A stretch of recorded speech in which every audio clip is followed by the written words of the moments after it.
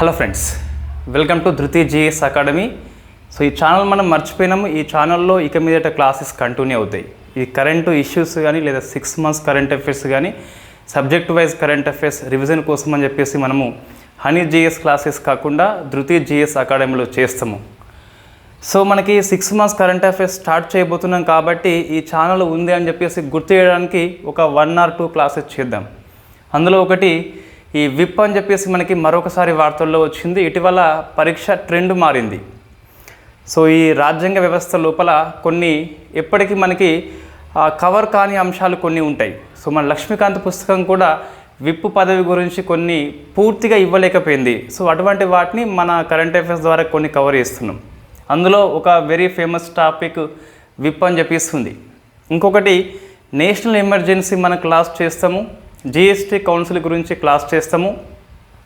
ఈ space missions, ISRO యొక్క space missions 1970s నుంచి 2024 వరకు అని చెప్పేసి ఏవైతే ఆయా రంగంలో ప్రథములు అని చెప్పేసి మిషన్స్ ఉన్నాయో వాటిని డిస్కస్ చేసి 6 months కరెంట్ అఫైర్స్ స్టార్ట్ చేద్దాం. సో ఫస్ట్ మనం ఎకనామీతో స్టార్ట్ చేద్దాము.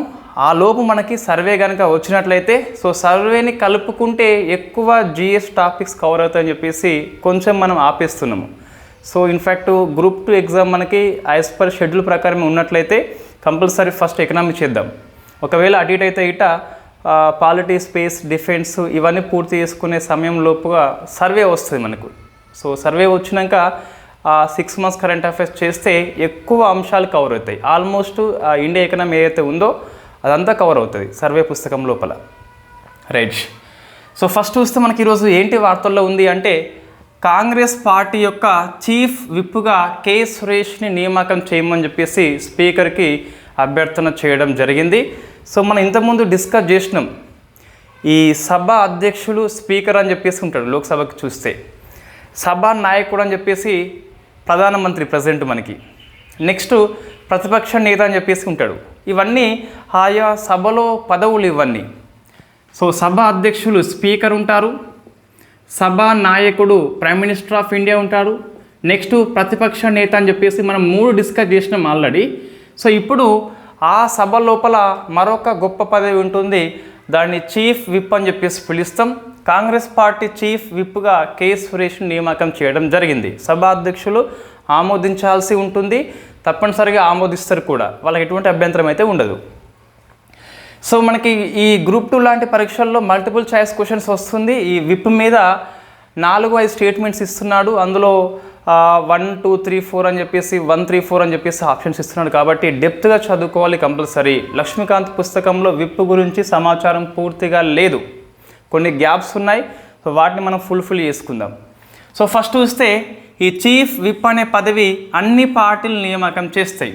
సో ప్రతిపక్ష పార్టీ కావచ్చు లేదా అధికార పార్టీ కావచ్చు, ఏ రాజకీయ పార్టీ అయినా సభలో సభ్యత్వం కనుక ఉన్నట్లయితే సో ఆ పార్టీలు ఆ పార్టీ సభ్యుల క్రమశిక్షణ కోసం కావచ్చు, సభకి సక్రమంగా హాజరయ్యేలా చూసే ప్రక్రియలో భాగంగా మనకి ఈ చీఫ్ విప్ని నియామకం చేస్తాయి.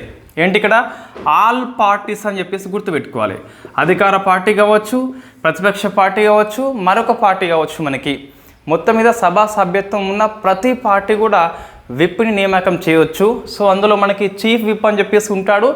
ఇతనికి సహాయకులుగా మరికొంతమంది ఉంటారు. మీరు ఈరోజు పేపర్ చూస్తే గిట్ట ఈ కె సురేష్కి సహాయకులుగా మరొక 2 అడిషనల్ విప్గా నియామకం చేయడం జరిగింది. ఏమంటున్నా ఆల్ పార్టీస్ నియామకం చేయవచ్చు. సో ఫస్ట్ మనకి అది వెరీ ఫేమస్ పాయింట్. నెక్స్ట్, ఒకవేళ ప్రభుత్వ చీఫ్ విప్ అని చెప్పేసి ప్రభుత్వం తరపున కూడా ఉంటారు. లోక్సభలో ఉంటారు, రాజ్యసభలో ఉంటారు. వీళ్ళు ఎవరని చెప్పేసి చూస్తే మిగతా అన్ని పార్టీ లోపల మోస్ట్లీ సీనియర్ మోస్ట్ మెంబర్ ఎవరైతే ఉంటారో వాళ్ళని చేస్తారు.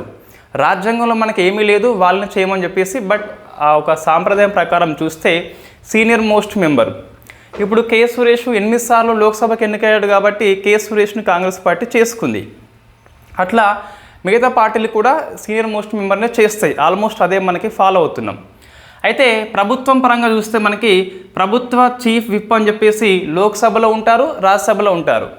లోక్సభలో చూస్తే మనకు పార్లమెంటరీ వ్యవహారాల మంత్రి అని చెప్పేసి ప్రభుత్వ చీఫ్ విప్గా జనరల్గా వ్యవహారం చేస్తాడు. సో వీళ్ళే చేయాలని చెప్పేసి లేదు, కానీ ఇది పార్లమెంటరీ సాంప్రదాయం. మనకు రాజ్యసభలో చూస్తే పార్లమెంటరీ వ్యవహారాల స్టేట్ మినిస్టర్, సహాయ మంత్రి అని చెప్పేసి ప్రభుత్వ చీఫ్ విప్గా ఆ సభలో కొనసాగుతాడు. లోక్సభలో పార్లమెంటరీ వ్యవహారాల మంత్రి అయితే రాజ్యసభలో పార్లమెంటరీ వ్యవహారాల సహాయ మంత్రి అని చెప్పేసి గుర్తుపెట్టుకోవాలి. నెక్స్ట్ చూస్తే ఈ విప్ గురించి మనకు అసలు వాస్తవంగా ఎక్కడ ఉంది అంటే, సో కాన్స్టిట్యూషన్ ఆఫ్ ఇండియాలో ఉందా? రాజ్యాంగం మెన్షన్ చేయలేదు, ఎక్కడ వివరణ కూడా ఇవ్వలేదు. నెక్స్ట్ పార్లమెంట్ చట్టం వేసిందా? చట్టము చేయలేదు. విప్ గురించి, విప్ ఏర్పాటు గురించి వీళ్ళే ఉండాలి, ఇలా ఉండాలని చెప్పేసి ఇక్కడ చట్టం చేయలేదు. Rules of procedure conduct of business అని చెప్పి సభ నియమావళి అని చెప్పేసి పిలుస్తాం. లోక్సభ రాజ్యసభలు సభ సజావుగా జరిగేందుకు రూపొందించుకుంటాయి. ఆ రూల్స్లో మనకి లేదు. ఈ ప్రతిపక్ష నాయకుడు కావచ్చు లేదా లోక్సభ నాయకుడు కావచ్చు, వీళ్ళ గురించి పార్లమెంటు చట్టము లేకుంటే సాంప్రదాయం పార్లమెంట్ చట్టం అని చెప్పేసి సభ రూల్స్ అని చెప్పేసి ఉన్నది.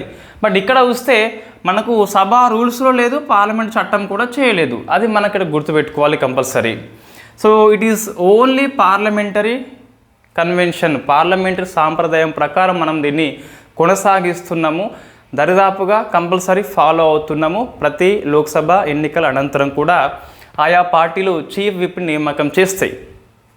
వీళ్ళ విధి ఏంది అంటే, పార్టీ సభ్యుల క్రమశిక్షణ కోసం కావచ్చు, పార్టీ సభ్యులు సజావుగా హాజరయ్యేందుకు కావచ్చు, ఓటింగ్ ప్రక్రియ ఉన్నప్పుడు ఓటింగ్లో హాజరు కావాలని చెప్పేసి వివిధ లైన్స్ గురించి వీళ్ళు పనిచేస్తారు.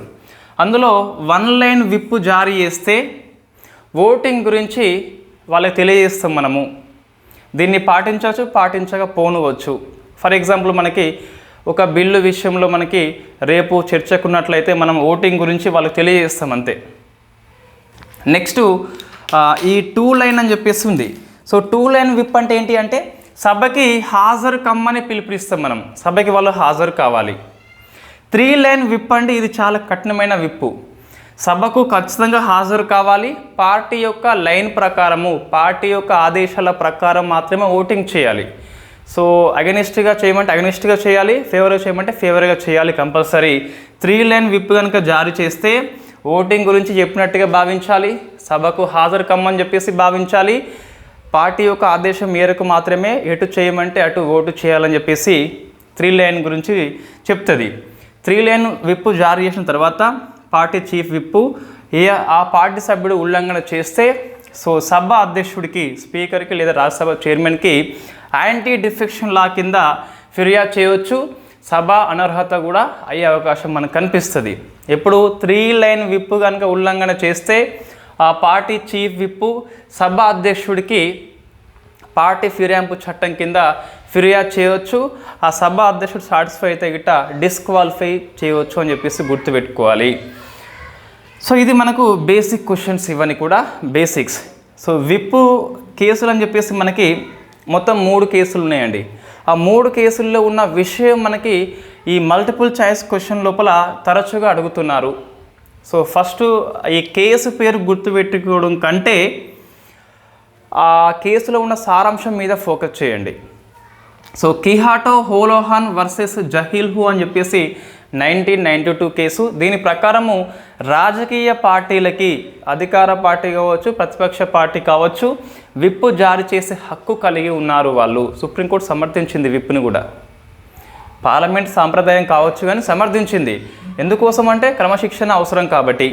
అయితే ఇది విప్ జారీ చేసే హక్కు వచ్చేసి సంపూర్ణమైన హక్కు కాదు, రాజ్యాంగ లేదా చట్టం యొక్క నియమాలకు లోబడి ఉంటుందని చెప్పేసి, it is not absolute right అని చెప్పేసి సమ్ రీజనబుల్ రిస్ట్రిక్షన్స్ ఉంటాయని చెప్పేసి చెప్పడం జరిగింది. ఫర్ ఎగ్జాంపుల్ మనకి రాష్ట్రపతి ఎన్నికల్లో విప్ మనం జారీ చేయలేము, పలానా సభ్యుడికే ఓటు చేయమని చెప్పేసి మనము జారీ చేయలేము. రాజ్యసభ ఎన్నికల్లో మనకు క్రాస్ ఓటింగ్ అని చెప్పేసి మొన్న తరచుగా వార్తల్లో వచ్చింది, ఫిబ్రవరి మంత్ కరెంట్ అఫైర్స్ లోపల. అప్పుడు కూడా మనం విప్ జారీ చేయలేమండి. ఎందుకంటే ఇవన్నీ కూడా ఈ ఎలక్షన్స్ అనేవి with in the house matters కావు. ఈ బిల్లు కానీ మనకి తీర్మానం కానీ ఓటింగ్ కానీ ఇవన్నీ with in the house matters అని చెప్పేసి పిలుస్తాం.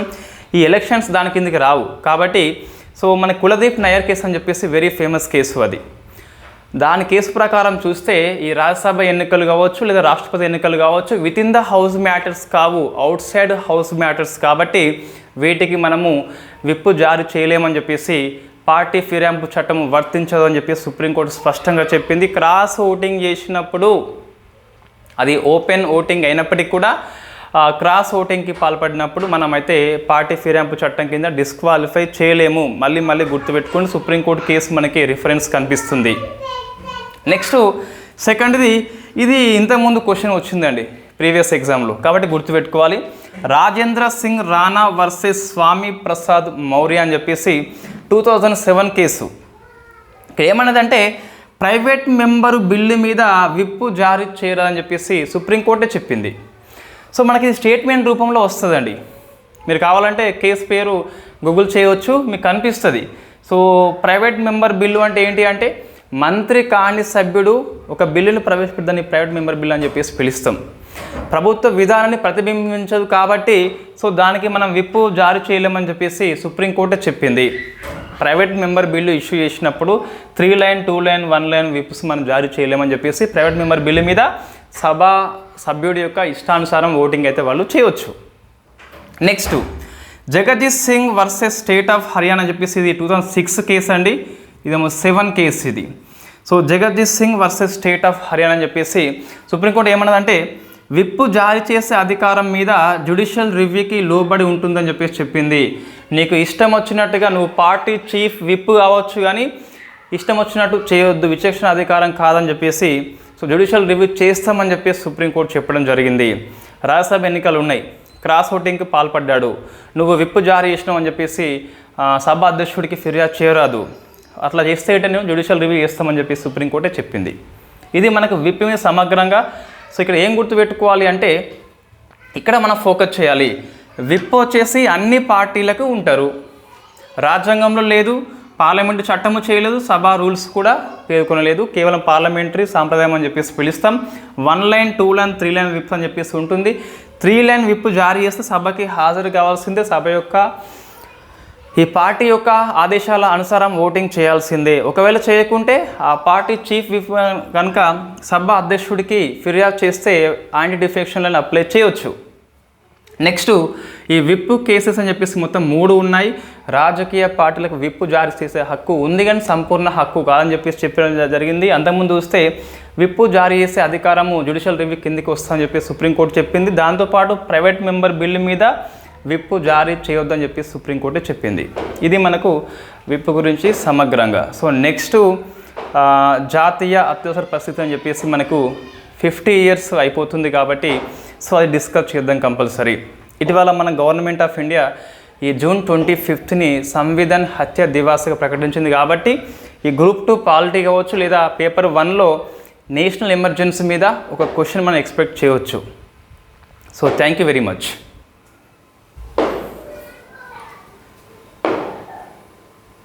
ఇది స్క్రీన్ షాట్ తీసుకోండి, నోట్స్ రాయలేదు.